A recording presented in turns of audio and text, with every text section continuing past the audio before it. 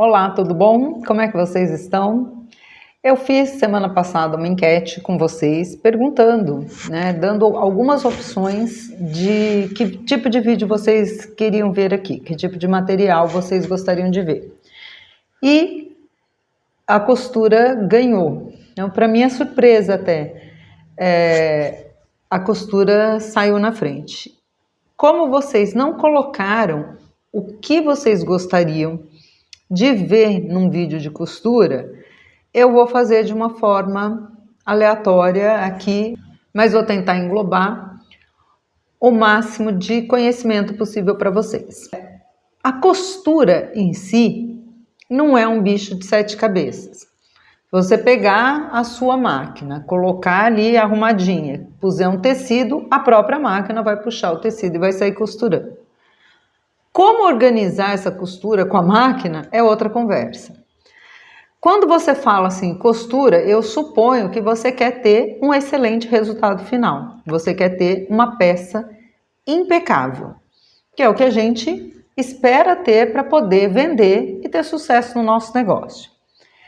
Então eu já digo que para você ter uma peça impecável, existem alguns passos que você deve observar e tentar reproduzir esses passos da melhor forma possível.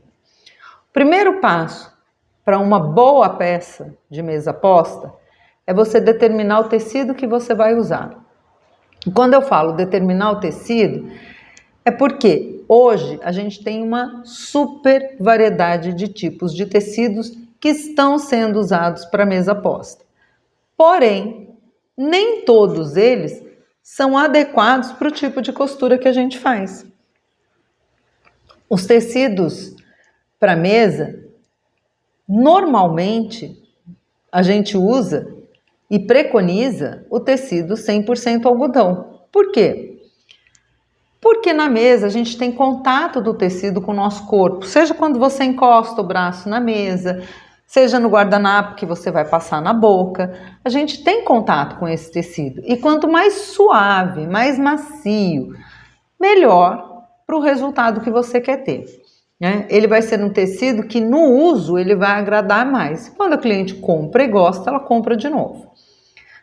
Então escolher o tecido envolve você conhecer um pouco dos tecidos, porque mesmo no 100% algodão, existem alguns tecidos que têm uma qualidade duvidosa.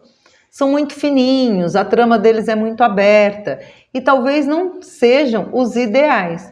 O ideal é que você tenha, quando a gente vai comprar, a gente quer uma coisa boa, bonita, com preço compatível e que seja durável e resistente, que atenda a necessidade sendo durável e resistente. Se a pessoa compra um jogo americano que na primeira lavada ele deforma, ela não compra mais. Ela pode até não falar mal de você, mas não vai te indicar, não vai recomprar. Por quê? Porque você deixou a desejar. Então, para você ter uma boa costura, trabalhe com bom tecido. Tecidos que eu recomendo. Eu não mando nada para ninguém, eu recomendo. No meu curso, eu recomendo.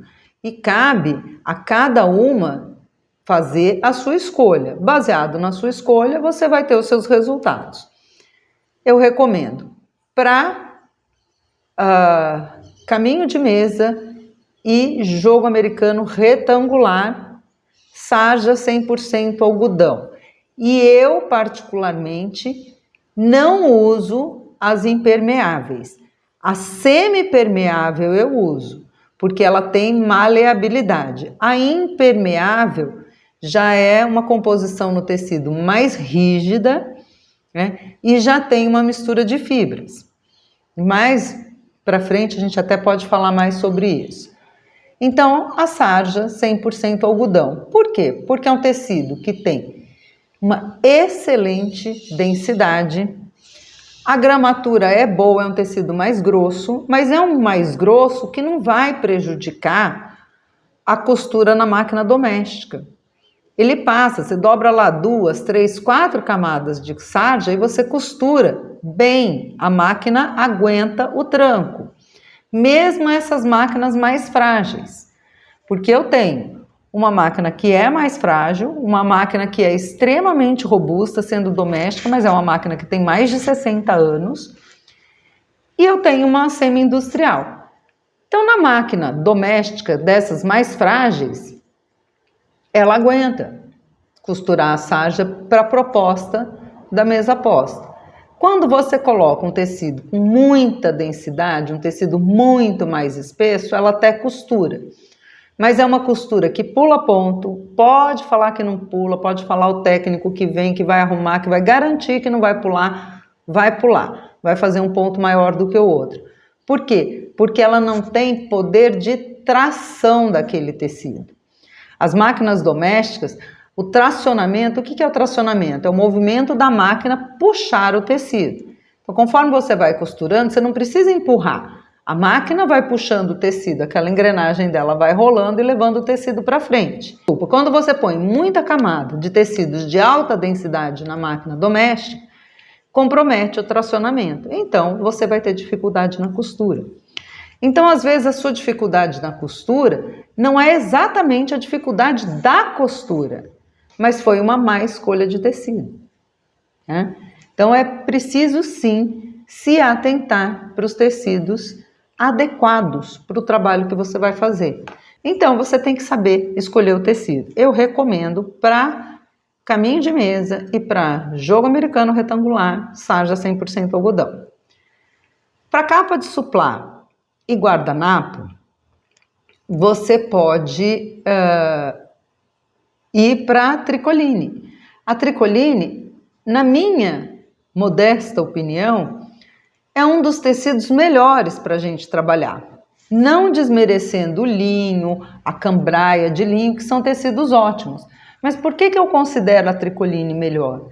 Porque a tricoline tem um preço mais acessível, ela é mais barata. Mesmo a tricoline de ótima qualidade, ela tem um preço bom.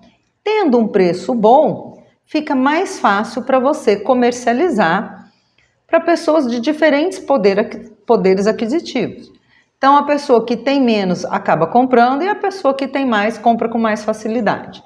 Então, a gente tem que pensar também na hora de vender. Não adianta você querer fazer tudo de linho, porque o metro do linho está absurdamente caro, e aí você vai ficar com esse linho parado lá em peças no seu guarda-roupa, porque está difícil de vender, né? A menos que você tenha um público extremamente elitizado que faça questão de tecidos mais sofisticados, mais caros. Mas para o dia a dia normal, convencional, a tricoline atende muito bem. Hoje a gente tem estampas maravilhosas, cores vibrantes, bonitas e capazes de fazer combinações que encantem qualquer pessoa de qualquer classe social. Então, escolher. Na capa de suplá, você ainda pode optar, quando for fazer dupla face, fazer um lado sarja e um lado tricoline. Mas isso também encarece a sua peça. Já encarece o dupla face pelo fato de ir em 2 tecidos, né? O face única fica mais barato, mais fácil para vender. Mas o dupla face, conforme o valor que você agrega, eu particularmente vendo muito mais dupla face do que face única.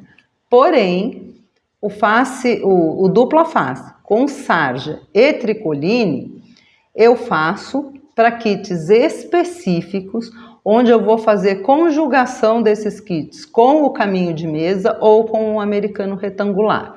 Por quê? Porque é uma opção, se torna um kit diferenciado, não é um kit convencional, é um kit que vai capa de suplá, vai jogo americano retangular e vai caminho de mesa. Então eu faço com a face do americano e do caminho de mesa para a pessoa poder montar a mesa. De repente ela quer usar todas as peças na mesma versão, né, de estampa, de padrão, para ela ter isso. Mas são kits diferenciados. Normalmente eu uso dupla face com 2 faces de tricoline que se combinem, tá? Não adianta você querer, não, vamos aproveitar que é dupla face e vamos fazer um kit aqui com um laranja e azul e o outro, sei lá, duas cores que eu não combinam, o outro preto com vermelho. Quer dizer, o risco que você corre de empacar isso é muito grande. Tá? Então, primeira coisa, primeiro detalhe, escolha bem seu tecido. Eu hoje não recomendo o uso dos tecidos mistos, porque a gente não sabe o que a cliente vai fazer com a peça da gente. Quando a gente vende, a gente tem que pensar o que essa pessoa será capaz de fazer. Tem uma história interessante dos Estados Unidos, quando apareceu o micro-ondas, né? Eu era adolescente, então tem tempo pra caramba. Quando apareceu o micro-ondas, que uma consumidora entrou com um processo contra, na época, não sei se era Sunny ou Sharp a marca, mas era uma dessas duas, por causa do micro-ondas. Ela disse que pôs o gato para secar no micro-ondas e o gato morreu. Gente, é o óbvio. Você vai enfiar um gato para secar no micro-ondas? Mas a mulher enfiou. E aí ela ganhou e foi indenizada com uma bolada de dinheiro, porque não vinha no manual que não podia pôr o gato no micro-ondas. E a partir de então, nos Estados Unidos, começou a colocar que você não deve secar animais domésticos dentro do micro-ondas. Então, aquela coisa, você vende, você espera que a pessoa, a criatura que vai usar, ela tenha bom senso. Mas às vezes ela não tem. Tem lá na minha etiqueta, na minha tag, o modo de lavar. Não usar alvejante, evitar lavar com água quente. Tem todas as instruções de uso. Mas a pessoa sapeca uma cândida ali, um alvejante, e aí vem reclamar que desbotou. Uma das reclamações que eu tive da questão do desbotamento, porque eu compro tecidos testados e eu ainda testo o tecido.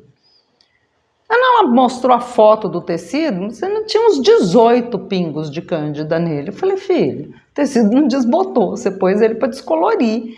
Sabe por quê? Porque não é porque ela acha que ela tem razão que ela está certa. Então, se você tem alguma coisa que você faz que tem regras para o uso, se a pessoa quebra a regra, ela perde o direito de troca.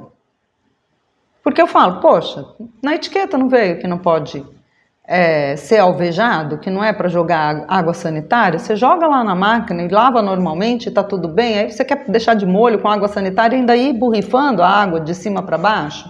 Acabou com a peça dela. Eu falei para ela, consigo te vender um kit igual, com um desconto, porque você não soube usar, mas também não leu. As pessoas não leem. Essa semana eu vi um vídeo de uma mulher mostrando uma fralda de bebê, que ela falou, estou no 4º filho e agora eu aprendi a usar a fralda, porque ela nunca tinha lido a embalagem. A gente não tem o hábito de ler. Então, são as coisas que você tem que atentar. Escolha bem seu tecido, que você tem menos dor de cabeça. O tecido misto, quando você passa com ferro na temperatura mais alta, corre um sério risco dele enrugar. Por quê? Porque o poliéster não suporta a mesma temperatura que o algodão. O algodão ele pode até amarelar, né? Que o que amarela a roupa não é o sol. Se a água for limpa, o que amarela a roupa é o ferro. Tá? Então o algodão pode até amarelar, mas ele não enruga. O poliéster não enruga. Por quê? Porque ele rompe a fibra e o tecido dá aquela enrugada. Nunca aconteceu aqui com ninguém de chegar e passar a camisa, uma peça de roupa, e na hora que encosta o ferro, a peça dá aquela enrugada, é porque o tecido tem poliéster na composição. Então, a escolha do tecido é fundamental para uma boa costura. Escolheu o seu tecido, alinhou? Cara, se não falar em alinhamento, a gente não pode falar em trabalhar, tá? Não dá para trabalhar sem alinhar tecido. Ponto. Isso é uma coisa que fica difícil de repente colocar na cabeça das pessoas que fazem amadoramente as coisas. Porque quem faz profissionalmente já sabe que precisa alinhar tecido, não tem como. Quando você não alinha o tecido, 95, 97% do seu trabalho vai parecer em algum momento torto. Porque se você não alinhou a fibra do tecido, na hora de costurar, na hora de cortar, você corta com a estampa desalinhada, com o tecido desalinhado, E aí, quando você põe o seu trabalho na mesa, por mais que você meça milimetricamente, todas as peças do mesmo tamanho vão parecer diferentes. Bom, depois de escolhido o bom tecido e feito o alinhamento dele, o segredo da costura, de uma boa costura, com uma peça bem apresentada e um bom acabamento, é o corte. Saber cortar, sabe? Cortar com precisão, não ficar mastigando o tecido na hora de cortar. Você cortando o tecido bem medido, fazendo cortes precisos, né? A gente procura cortar, eu uso cortador circular e eu falo, quem não usa e quer vender peça de roupa de mesa, treina o cortador circular. Não adianta querer fazer as coisas com as ferramentas que não são apropriadas. A gente vai cortar o tecido, então, por exemplo, eu ensino as dobras do tecido inteiro, 1 metro de tecido você dobra, desde que ele esteja alinhado, e com 2 cortes você tira 6 peças iguais. E aí você vai fazer a partir daí as dobras que você vai usar para costurar, vai definir o seu tamanho de bainha e você vai fazer. Passou, o tecido está alinhado, está bem cortado, você não tem que ficar corrigindo na dobra. Porque quando você corta mal o tecido vem, né, cortado abaulado, você começa a corrigir na dobra.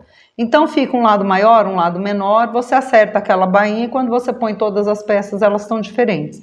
Então, as dificuldades da costura, você resolve com técnicas de costura, né? Escolher um bom tecido, alinhar e saber cortar. Daí para frente, o passar o tecido na máquina é a parte fácil. Por quê? Porque você vai colocar, vai alinhar o seu tecido, vai fazer uma guia ali para você seguir e a máquina ela vai reta, a costura reta. Então ela vai, você só mantém aquele alinhamento que você determinou. E você faz peças muito bem acabadas. Muita gente tem dificuldade com o canto mitrado. Existem várias maneiras de fazer o canto mitrado. Você pode só dobrar e cortar, costurar, fazer o canto costurado. Eu não faço canto costurado. Por quê? Quando você vai fazer 10, 20 peças, sei lá, 50 peças no mês, você costurar cada cantinho é uma coisa, mas quando você faz mais do que isso, é um tempo precioso que você perde para fazer essa costura do canto e inverter e virar para passar a bainha. Então perde-se muito tempo, né? No tempo de ficar fazendo costura em cantinho, eu produzo mais 50 peças. Então eu prefiro não fazer. Mas tecido bem cortado, bem alinhadinho, bem passado, faço a costura e o tecido fica e lava, seca e o canto tá lá perfeito do mesmo jeito que foi entregue. E você pode optar por, cara, esse é velho, hein? Esse é um dos primeiros que eu fiz. Ó, o meu canto. Isso aqui já tá até surrado de tanto que eu uso. Foi um dos primeiros kits que eu produzi para vender. Eu já fazia algumas coisas para mim, mas esse para venda foi um dos primeiros que eu fiz. E ele tá aqui firme e forte com o cantinho dele aí, que já lavou, já passou sei lá quantos milhões de vezes. Tá? Então, a parte de costurar determina a guia, a distância da costura, quanto mais próxima da margem da bainha, melhor, né? E aí você faz. Então esses são os mistérios da costura. Com relação a canto simples, canto mitrado, vai da perícia e da habilidade de cada um, né? De como você quer trabalhar a sua venda e para que público você vai oferecer. Eu faço peças com cantos simples e com cantos mitrados. Como que eu determinei isso? Por exemplo, quando eu vou fazer caminho de mesa é uma peça mais comprida, às vezes tem gente que pede caminho de mesa de 2,40 m, 2,5 metros, então é um tecido grande para você trabalhar. Eu faço canto simples, mas eu tenho uma regra, se ficar para baixo da mesa é canto simples, se ficar para cima da mesa eu faço canto mitrado. Então o guardanapo e o jogo americano eu faço canto mitrado. Os caminhos de mesa eu faço canto simples, porque eles não aparecem. E eu comecei a perceber, quando você vai comprar a toalha de mesa, quando você vai ver toalha de mesa por aí, cara, quase 100% é de canto simples. Uma ou outra, se ela tiver barrado, que tem canto mitrado. Do contrário, é canto simples. Por quê? Tá lá embaixo. Ninguém vai chegar na tua casa e levantar a ponta da toalha para ver que canto que ela tem. Ninguém vai entrar na casa dos outros e levantar um caminho de mesa para ver se o cantinho é mitrado. Agora, a peça que está em cima da mesa, eu gosto de trabalhar com canto mitrado. Eu não sei se vocês têm mais dificuldades com costura. As coisas, outra coisa assim para ser observada, além de a boa escolha do tecido, o bom alinhamento e um corte preciso, é você manter a tua máquina muito bem alinhada. A máquina é uma peça que ela precisa de uma manutenção constante, de uma limpeza constante. A gente vai costurando, por exemplo, quem costura grandes volumes, como a gente costura aqui, no final do dia, você tira um novelo debaixo da engrenagem da máquina ali. Por quê? Porque o tecido vai soltando a própria linha, solta uma coisinha, né? Costura é uma coisa que deixa um resíduo. Então, limpa a tua máquina, se habitue a limpar sempre, né? Deixar o ponto sempre bem regulado, deixar a linha com a tensão certa. Se a linha de cima está com uma tensão e a de baixo está com outra, o ponto fica diferente, sobra a linha no ponto de baixo se a linha estiver frouxa. Então você tem que aprender a regular. Você pega um técnico, leva na tua casa, fala assim, olha, me ensina a regular, porque de repente você precisa vir aqui todo dia, eu não tenho essa condição. E a pessoa ensina. Eles ensinam. Eu aprendi assim, o meu técnico que me ensinou a limpar a minha máquina. Eventualmente, como a minha máquina é antiga e usa o óleo, eu lubrifico, né? Eu pingo lá, é uma gota, pinga aqui, pinga ali, pinga lá, e a gente cuida, né? Porque se a sua máquina estiver boa, a sua peça fica boa. Outra coisa, trocar agulha. Agulha é importante você trocar. Você bota a agulha na máquina e costura 6 meses com ela. Cara, vai chegar uma hora que a agulha vai fazer buraco no tecido, ela não vai simplesmente passar a linha, ela vai fazer um buraco. Por quê? Porque a ponta dela fica romba, fica arredondada. Então, tenha um pouco de agulha reserva, escolha uma agulha adequada. Eu, para os tecidos mais finos, eu costuro com agulha 12, com agulha 14 no máximo. E os tecidos mais grossos, 14 a 16, às vezes até a 16 eu chego a costurar. Normalmente eu acabo usando a 14. Mas assim, saber escolher a agulha, trocar com frequência. Não adianta você querer que uma agulha dure uma vida, não vai durar. Então são detalhes que fazem diferença no resultado final da tua peça. Então o costurar não é simplesmente dobrar, pegar um pano, cortar, dobrar e passar na máquina. É você ver todo o resto. O que eu estou fazendo? Eu estou usando o tecido adequado? A minha máquina está bem arrumada, está bem preparada para trabalhar esse tecido? A minha agulha está boa? A linha está adequada? Né? Tudo isso você tem que ver. Então são algumas pequenas dificuldades que se você não tiver cuidado, você passa a ter, porque se a agulha tiver romba, ela vai enrugar na hora de costurar, ela vai fazer o furo maior ali e aí acaba que dá uma enrugada no tecido. Se o ponto estiver desregulado, vai ficar sobrando linha ou para cima ou para baixo. Se a camada de tecido, o tecido não for adequado, a agulha não estiver certa, ou ela quebra, porque ela não aguenta o desaforo, ou ela enruga o tecido e sobra linha, passa um ponto largo e um fino. Acontece. Então são coisinhas que você vai observando, tudo é prática, tudo é treino. Se você praticar, se você treinar, usar o cortador circular é importante. É importante. As ferramentas elas foram desenvolvidas para facilitar a vida da gente, não para dificultar. Imagina se uma cabeleireira fosse cortar cabelo com tesoura de unha. Ela ia cortar. Mas quantas horas ela ia ficar para fazer um corte de cabelo? Não, foram feitas tesouras específicas, com a ponta fininha, para pegar aqui, pequenininho, né? Foram feitas tesouras específicas para aquele uso. O cortador circular foi feito especificamente para a gente cortar o tecido de uma forma melhor. Então você tem que treinar. Coloca ali o seu tecido na base de corte, apoia, firma bem, marca direitinho e corta. Não quero estragar meu tecido. Pega retalho, sabe? Esse tecido que sobrou de corte que você já fez, junta lá uns pedaços e vai treinando. O jeito de usar o cortador é importante. Então, a gente não vem cortador reto e pendura, debruça. Não, você vai cortar assim, vai passar ele reto, ó, reto, só para frente, vai passando. Quanto maior a lâmina do teu cortador, mais camada ele corta. Mas não adianta você querer ter uma lâmina desse tamanho, né, e ter que fazer uma força extraordinária. Então, compra um cortador de um tamanho bom e vai passar. Apoiou bem, firmou bem aquilo, passa e corta. Então, são algumas das dificuldades da costura. Né? E no final, por exemplo, tem gente que tem dificuldade com viés. Eu, particularmente, acho que viés não é de Deus, mas tudo bem. Mas eu aprendi a usar o viés e hoje eu uso e uso até mais do que eu gostaria, porque eu prefiro fazer as capas dupla face, eu acho mais fáceis. Né? Eu passo ali aquela costura redonda rapidinho, já faz uma cacetada, depois é só desvirar, passar e fazer o acabamento, fica mais fácil. Mas para vender o face única, você tem que acabar usando viés, e aí usa-se o viés. Então eu ensino sim, eu tenho os cursos, eu ensino com todo amor e carinho. Por quê? Porque tudo que você faz que facilita a tua vida, né, faz você ganhar tempo, e você, com o tempo, você se prepara melhor para o serviço que você quer fazer.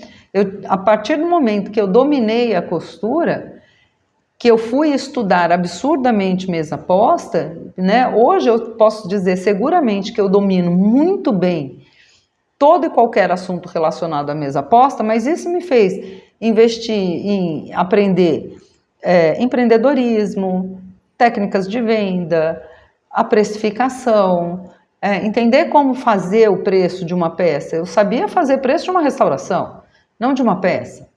Né? Mas eu aprendi a fazer o preço dessa peça, eu estudei tudo isso, por quê? Porque eu conseguia costurar com mais rapidez, né? E eu conseguia ter tempo para me preparar melhor para fazer do meu negócio um negócio que tenha rentabilidade, que me dê dinheiro, que pague as minhas contas, que dê a vida que eu quero ter. Né? Então a gente tem que se dedicar. Não nasci sabendo, fui aprender bem tarde, aprender a costurar com mais de 40 anos, mas, né, aquela coisa de querer que aquilo desse muito certo, gostar demais do que eu estava fazendo e sentir necessidade de aprender mais,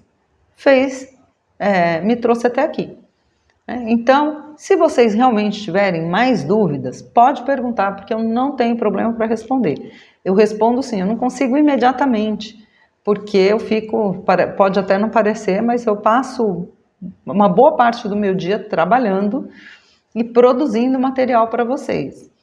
Então, se vocês tiverem qualquer dúvida, coloca aqui no grupo, deixa aí no comentário e eu respondo ou preparo um material. E eu fiquei devendo ainda uma aula ao vivo para vocês. Eu vou colocar ali no grupo o dia que vai ser, mas realmente eu tive um imprevisto familiar. A minha mãe passou por uma cirurgia, assim, de urgência, e foi meio confuso, né? Eu só lembrei que eu ia dar aula para vocês, tipo, meio-dia, né? Então já tinha passado. Mas tá tudo bem, graças a Deus, ela tá ótima, deu tudo certo. E agora eu tô retomando com menos tempo, assim, dedicando um pouco menos de tempo para isso, porque ainda tô dando um apoio ali na recuperação dela. Então, mas vou fazer aula ao vivo, vou marcar e a gente faz e bate um papo e vocês vão perguntando e eu vou responder. De qualquer forma, o grupo está aí para vocês interagirem e perguntarem e tirarem as dúvidas que vocês tiverem. Eu vou ficando por aqui, agradeço a todas pela compreensão de ter esperado por essa aula e peço mais uma vez desculpa por não ter honrado de ter feito na data marcada, mas a aula está aqui, imprevistos acontecem e a gente se adapta, né? E é isso, por hoje é só. Beijo!